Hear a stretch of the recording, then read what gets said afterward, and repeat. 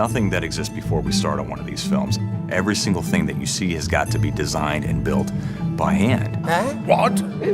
You don't get anything for free in stop motion. We've really got to plan out every single element. And that goes as far as the fire and the smoke and water and all the natural elements that you'll see on screen.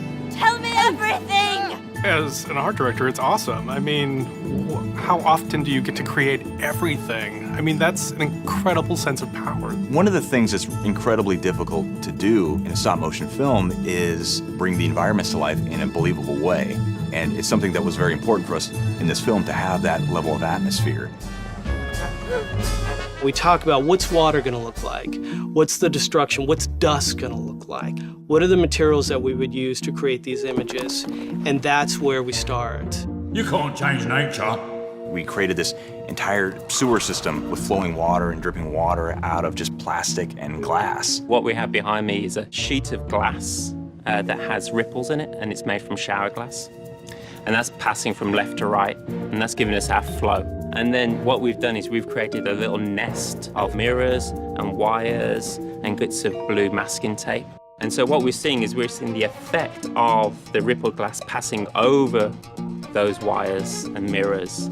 And that's given us the illusion of the highlights above ground. How curious, how peculiar. The 24, 25 different kinds of weeds that we have growing in Cheesebridge are all specific weeds, but yet they're sort of stylized in a way that puts them into our world, which I think is the important thing. A new species, never seen before. For the fire, we did a lot of early tests on with using cheesecloth. Our rigging department did this amazing series of flames and this amazing fire out of just using suspended upside-down cheesecloth hit with kind of this orangish yellowish light. And it looked incredible.